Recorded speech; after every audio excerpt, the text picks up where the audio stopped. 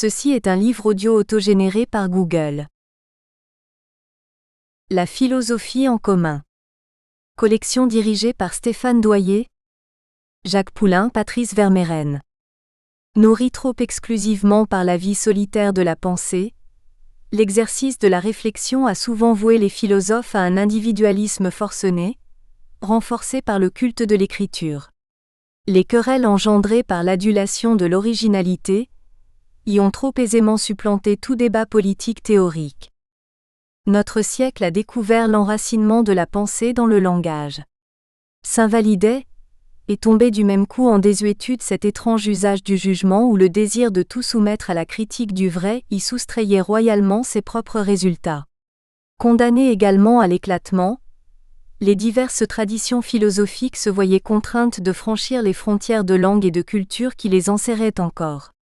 La crise des fondements scientifiques, la falsification des divers régimes politiques, la neutralisation des sciences humaines et l'explosion technologique ont fait apparaître de leur côté leur faillite, induisant à reporter leurs espoirs sur la philosophie, autorisant à attendre du partage critique de la vérité jusqu'à la satisfaction des exigences sociales de justice et de liberté.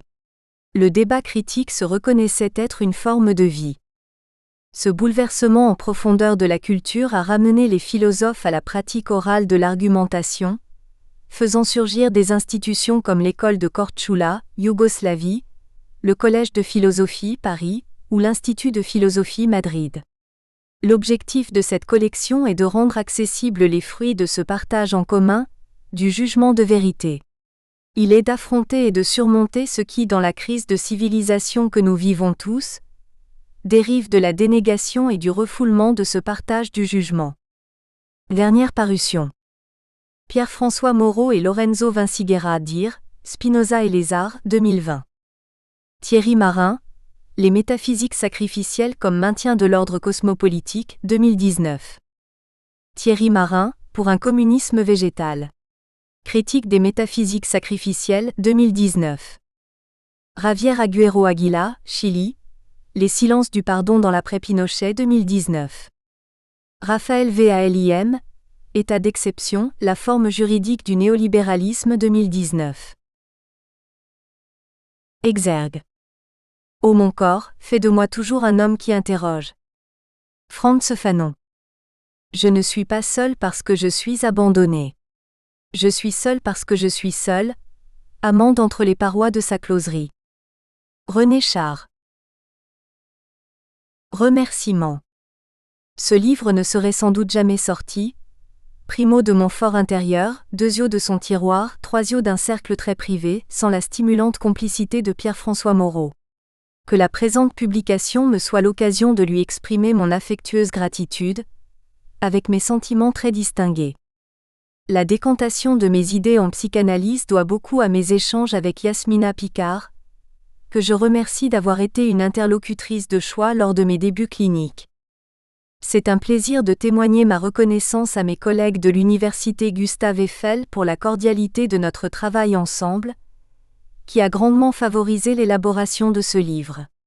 Et je sais gré au laboratoire LISAA Littérature Savoir et Art, EA 4120, d'avoir accordé à cette publication un confraternel soutien qui, même si l'argent n'a pas d'odeur, a le bon goût d'être financier. Un immense merci, enfin, à Olivia Obadia dont le chaleureux enthousiasme m'a constamment rappelé, avec l'intelligence du cœur, au sens réel de mon entreprise. Introduction, l'écriture pas à pas. 2018. C'était le temps des terrasses, plus tout à fait insouciantes, mais ouvertes encore au sourire et au frôlement. Ce livre a été écrit au café. Dans un lieu public, un tel passe-temps attire l'attention, malgré sa banalité. Ma besogne a régulièrement donné lieu à des commentaires de la part de mes voisines et voisins, curieux de savoir ce que je fabriquais avec ces papiers, sur mon ordinateur. À peine avais-je dit « écrire sur l'écriture », que chacun y allait de son amicale suggestion, me révélant l'innombrable foule de mes complices en ce forfait.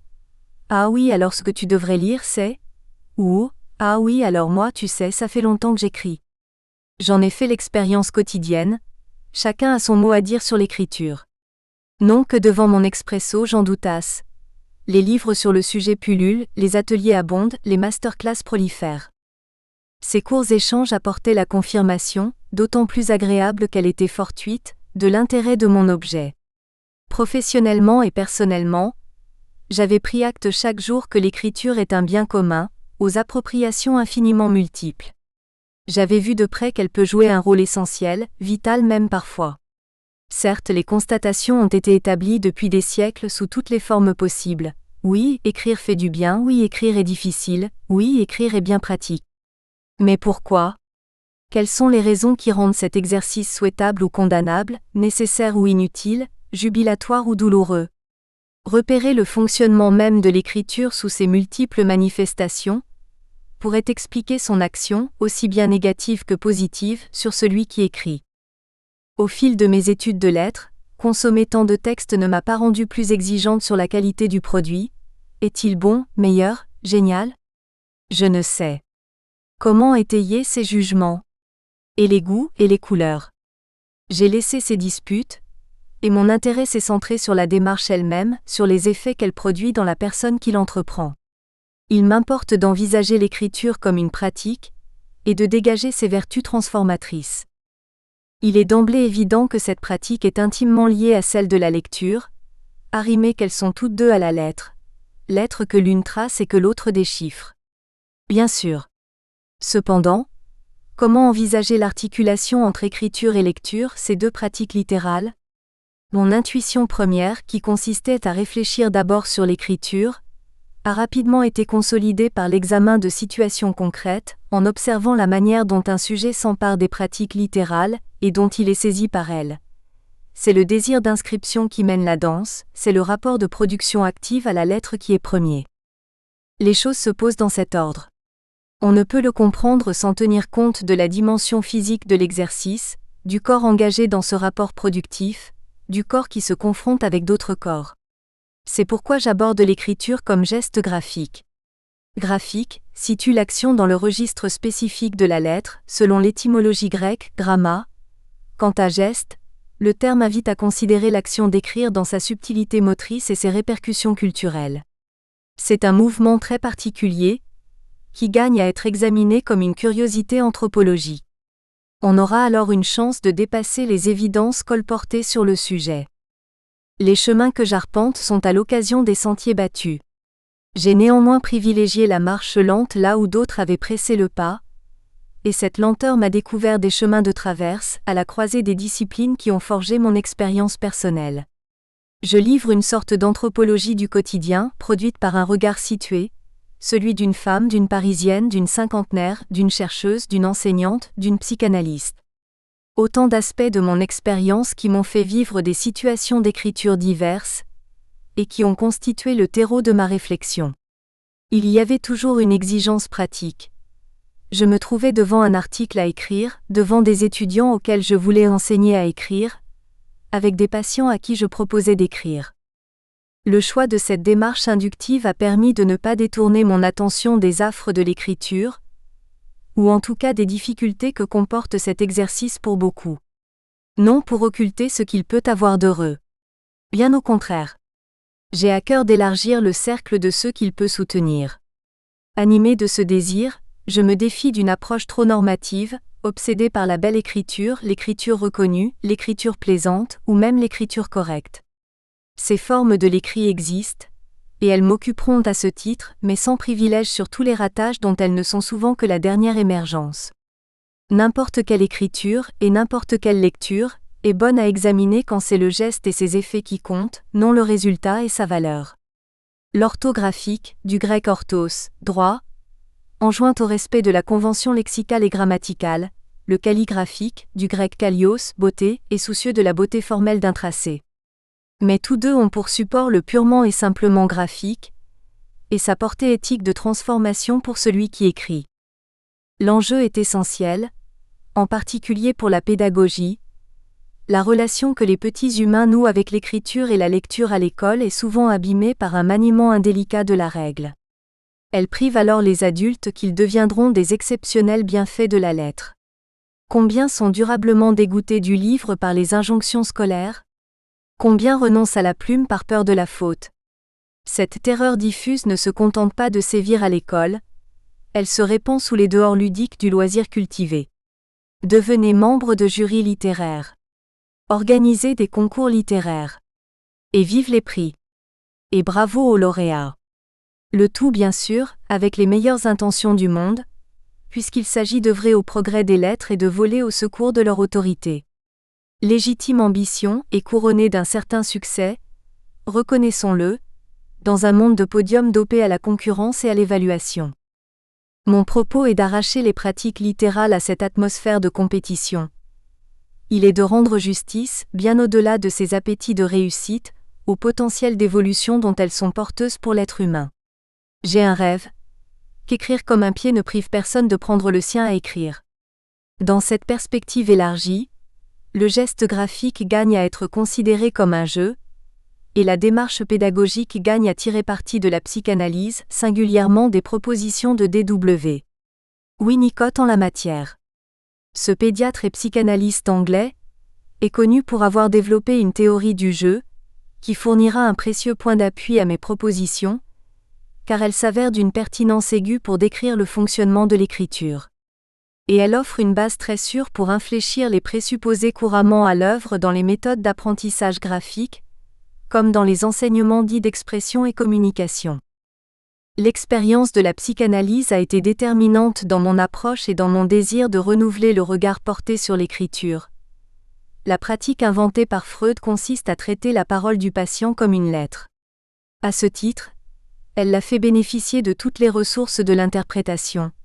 Découpage du texte, écoute des résonances métaphoriques, établissement de liens à de multiples niveaux. Cette technique herméneutique, l'analyste la partage, ou devrait la partager, avec le lecteur humaniste. Mais il en use, quant à lui, dans le cadre du transfert à la faveur d'une relation où l'écoute littérale de la parole produit des effets réels sur celui qui parle. Or cette capacité de transformation propre à la psychanalyse saisie comme travail de la lettre, la démarche d'écriture la recèle aussi, intrinsèquement.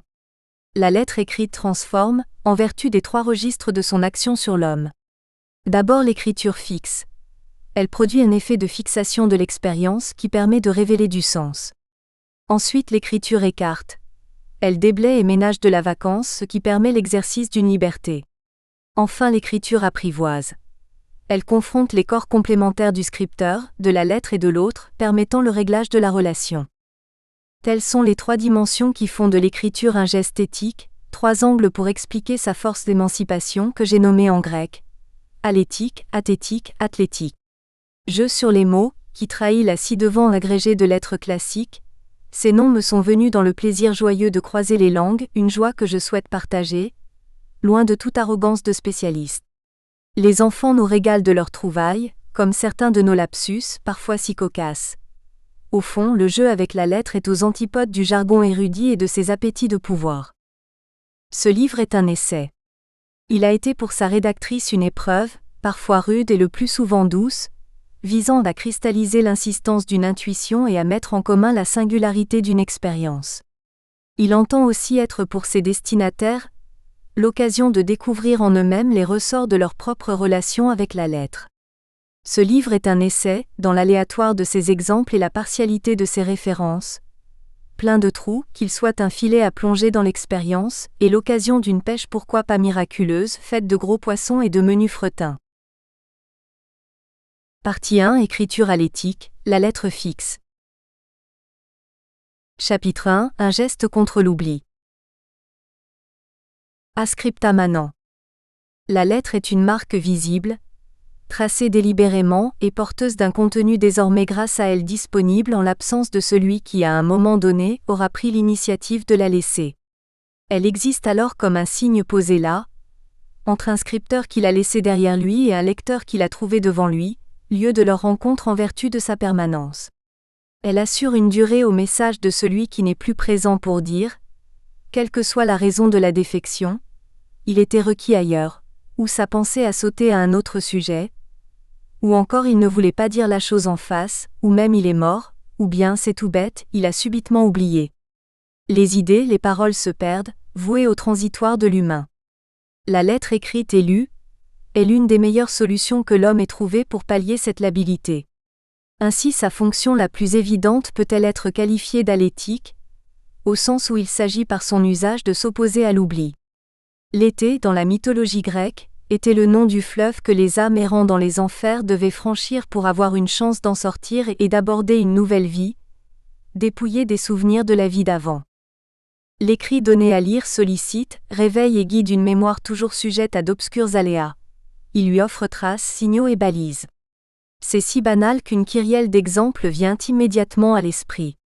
On prend la plume pour se souvenir et pour rappeler, le nombre et la variété des situations étant aussi infinis que l'expérience même des êtres humains, de la liste des choses à faire dans la journée au récit d'une vie pour ses petits-enfants, en passant par le panneau annonciateur de péage sur l'autoroute ou le mot griffonné qu'on laisse au petit matin, à cette forme encore immobile sous les draps. C'est tout un éventail d'inscriptions, plus ou moins intimes, plus ou moins formelles, plus ou moins littéraires. Écriture chaque fois contre l'oubli. Verba volant scripta manent, assure le dicton.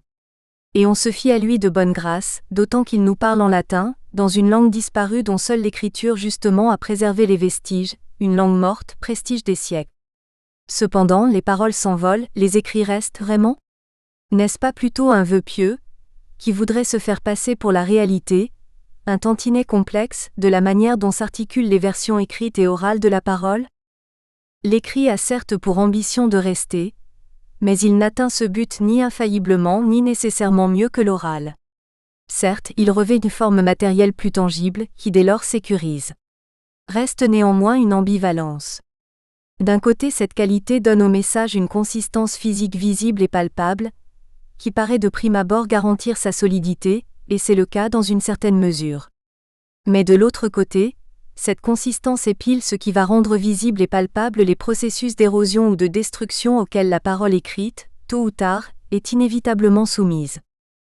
L'encre d'une lettre d'amour va pâlir et son papier, qui sait, se consumer dans un incendie ou se détremper sous un dégât des eaux. Sans parler disparition plus gênante, du vol de sac à main qui prive le destinataire du message tout en le laissant subsister, ce foutu message quelque part pour des yeux indiscrets. Au travers de telles péripéties, c'est l'oral qui paraît le plus apte à maintenir le message, c'est le mot entendu par l'oreille, flatus voci, ce souffle de voix si ténu et apparemment si volatile. Entre deux personnes, la parole de l'une continuera d'autant plus à résonner dans le cœur de l'autre qu'elle aura été portée par la modulation unique d'une voix, et accueillie par une oreille, cet organe qui ne se ferme pas.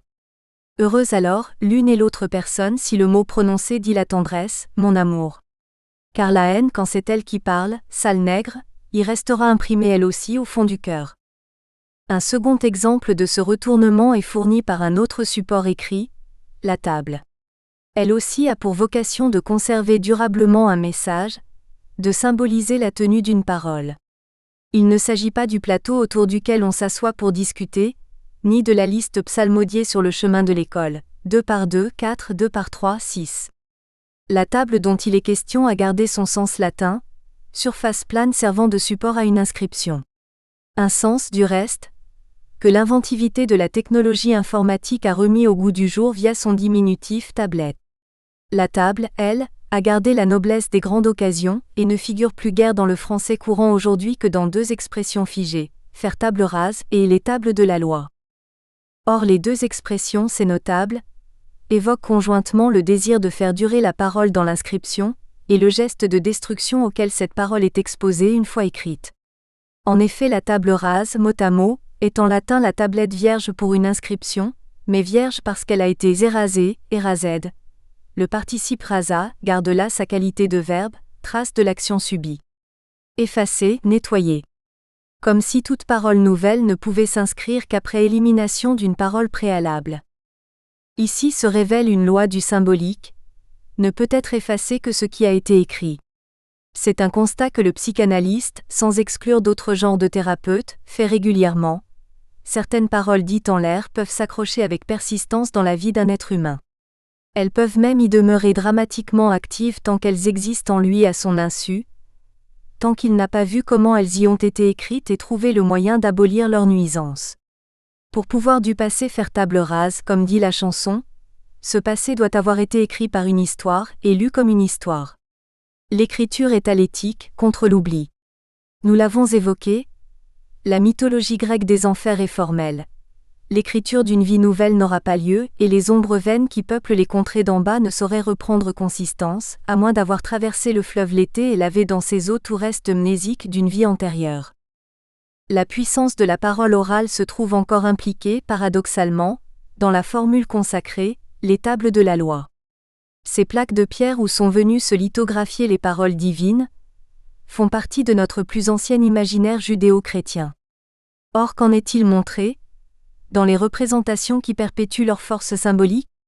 Gravées une première fois de l'invisible main, les tables descendent vers les hommes dans les bras de Moïse, le long des pentes du mont Sinaï. Mais il se produit bientôt le contrepoint logique de ce premier mouvement. Les voilà brisés par le même Moïse, en un geste grandiose cliché par Rembrandt en 1659 et par Gustave Doré dans son Ancien Testament de 1860. Tel est le sort de la divine graphie, qui devait pérenniser la parole dans la pierre supposée durable. En dévalant la montagne, cette écriture tombe dans une inéluctable tribulation, précipitée dans le cycle de ce qui ne tient pas. Pierre qui roule n'amasse pas mousse. Fixation du texte sur un support, destruction du dit support, réécriture du texte sur ce même support, finalement bien fragile. Il a bel et bien été fracassé et appelle la protection d'une arche. Importe-t-il de rappeler pourquoi la première édition des tables fut détruite? Ou de noter que le texte biblique est bizarrement flottant quant à l'identité du second inscripteur, Moïse? Dieu lui-même? Non, ici du moins. En revanche, on est frappé du paradoxe. La table rase ne l'est que d'avoir été effacée, la table de pierre ne fait durer le message qu'après avoir été détruite. Scripta manent, le dicton exprime l'ambition de permanence qui dicte l'inscription, le désir de contrer l'éphémère d'une parole qui sinon, tel le papillon, s'envolerait, emportant avec elle l'expérience dont les mots tenaient le message, la vouant à l'oubli. Il exprime ce qu'écrire doit au refus de perdre, à la peur de mourir. Le lien entre l'écriture et la quête d'immortalité est vieux comme le monde. Un vers d'Horace le représentait dans les pages roses des dictionnaires de jadis. Exei monumentum er perennius, j'ai élevé un monument plus durable que les reins, dit-il de son œuvre composée de lettres. L'écrit est certes un défi à l'usure du temps, mais à y bien regarder, la solidité de la matière est dans cette lutte une alliée perfide, qui tient mal sa promesse de résistance à la volatilité. Les décantations palpables de la voix que sont les reins, la pierre, le papier, ont pour propriété de révéler ce qu'elles avaient pour but de conjurer, la fragilité au sens étymologique de disposition à être brisée, dispersée, détruit. Il faut donc trouver une autre ligne pour départager l'oral et l'écrit. L'un comme l'autre manifeste, sur des registres différents, le fonctionnement du langage pour l'homme. Il ne fixe qu'au prix de perdre. D'une certaine façon, la vie ne reste dans les mots que morte, elle y repose, en paix, rest in peace, dit-on outre-Manche. Telle est l'ambivalence qui permet à l'écriture de remplir son office. Le figement destiné à perpétuer comporte un renoncement, du genre de celui qu'exigeait le pacte scellé par Faust. Condamné à l'enfer, le malheureux mortel accepte que la sentence soit exécutée à un moment précis, celui où la vie lui sera devenue si précieuse qu'il s'écriera, à l'adresse de l'instant qui passe, selon les mots que Goethe lui prête, Verve le Dosch, du bist so schön, attarde-toi, tu es si beau. Voilà le résultat visé par ces écrits qui resteraient. Faire que quelque chose subsiste à la fin de notre passage dans cette fichue branloire qu'est le monde. La leçon du mythe de Faust est impitoyable. À vouloir arrêter le temps comme fait l'écriture, ce n'est pas tant la chose fixée qui tombe morte que celui qui la fixe. C'est le sujet lui-même qui signe là sa damnation, pour avoir voulu maintenir sa jouissance et s'en délecter toujours. La disparition de celui qui voulait tant inscrire est le prix à payer pour la réussite de l'inscription. C'est une malédiction que découvre à grande échelle notre époque numérique, qui se perd à mesure qu'elle cherche à exister dans une chose écrite dont elle ne mesure plus les enjeux. Elle est attirante, passionnante, l'inscription électronique que notre imprudence qualifie de dématérialisée. Comment le serait-elle en effet, sinon en négligeant l'incontournable? L'expérience humaine est en tant que telle faite d'esprit et de corps. Et ils sont très physiques, ces lieux où les données de nos vies numérisées sont stockées, physiques les canaux par lesquels elles transitent. Très physiques aussi les catastrophes qui menacent ces installations. Panne électrique géante, inondations cataclysmiques, attaques nucléaires ou invasion de fourmis génétiquement modifiées. Hors de cette précarité on ne veut rien savoir. ou plutôt ont feint de la maîtriser sur le plan du symbole.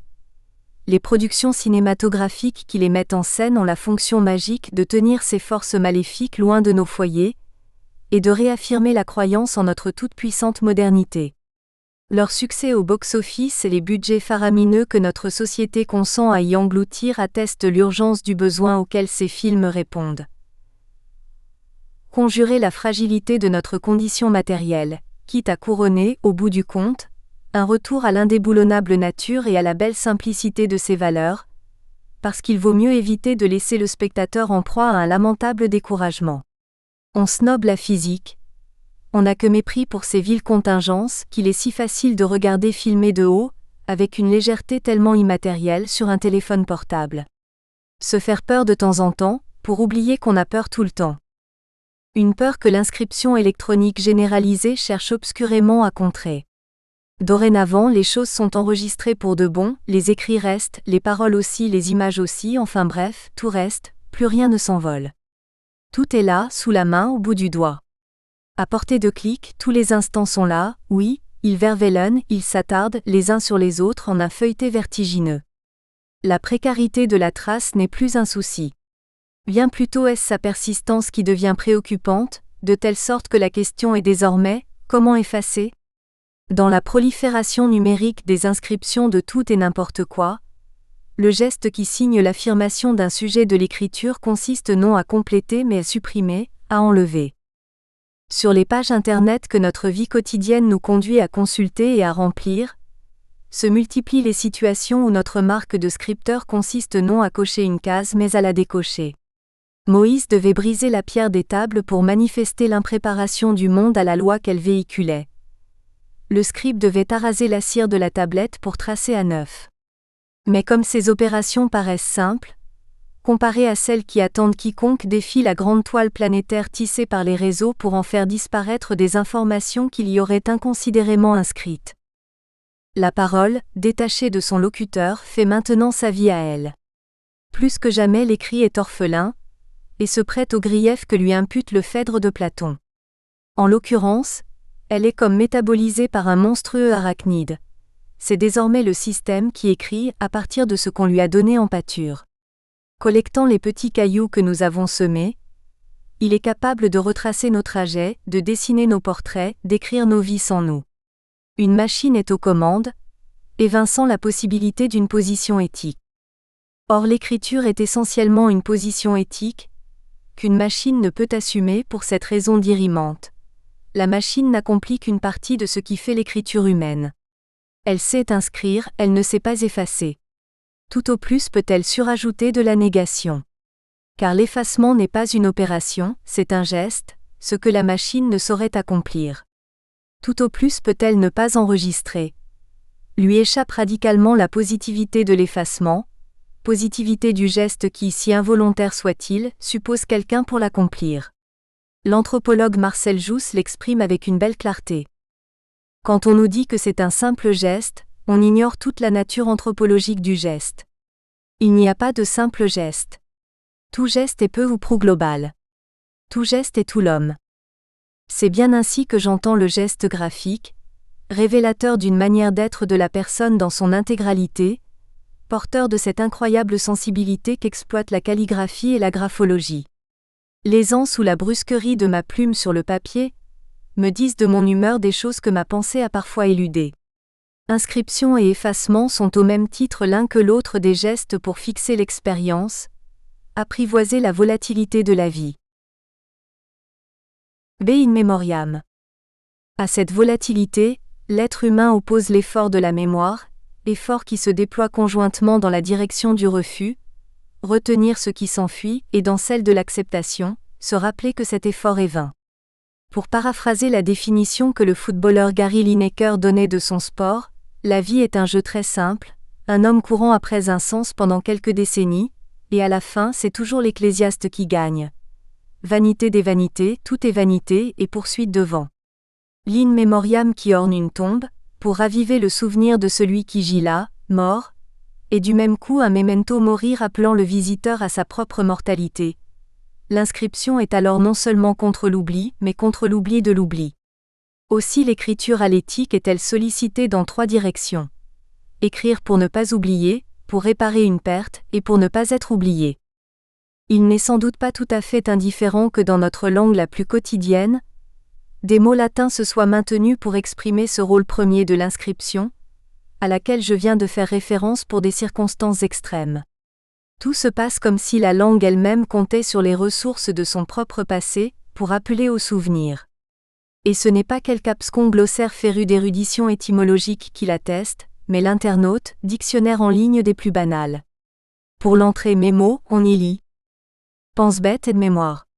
Écrit destiné à se souvenir de quelque chose, à rappeler quelque chose. Dans sa simplicité, cette définition dégage l'intention la plus fondamentale du geste d'écriture, fixer quelque chose. Non loin de là, figure memento, qui donne une déclinaison plus matérielle de la même affaire, toujours en latin. Agenda, carnet dans lequel on note ce dont on souhaite se souvenir. Et entre les deux, memorandum, dont la définition n'échappe pas non plus à l'attraction du latin, memo, memento. Ainsi la langue s'obstine-t-elle à maintenir ses antiques romanités, et jusque dans son usage moderne le plus banal. Ainsi nous transmet-elle ce message devenu subliminal, noter sur un support et permettre le retour d'un reste du passé, c'est faire un passé de ce qui passe. Pour le dire avec les mots de Montaigne, l'écriture peint le passage, elle produit la trace fixe du mouvement incessant par lequel tout se transforme et s'altère. Or que recèle ce geste de notation ? À première vue, on aurait tendance à dire qu'il s'agit d'une saisie. Difficile effectivement de dire le contraire. Observons cependant que cette saisie est un prélèvement, que vouloir maintenir un instant ou une forme ou une idée ou un trait, dans le continuum de l'expérience, c'est du même coup écarter tous les autres. La démarche est une sélection qui, en choisissant ce qui est digne d'être retenu, efface ce qui ne l'est pas et le fait reculer dans l'ombre par le simple effet de ce coup de projecteur. L'expression « prendre des notes » sera avantageusement saisie dans cette lumière. La difficulté de cette tâche pour un nombre croissant d'élèves tient à la différence qu'il y a entre l'enregistrement, qui ramasse tout et pourra être effectué par une machine, et la prise, qui, elle, est saisie et choix. Geste qui ne peut être... Nous espérons que vous avez apprécié cet aperçu. Pour continuer à écouter ce livre audio sur Google Play Livres, utilisez le lien dans la description de la vidéo.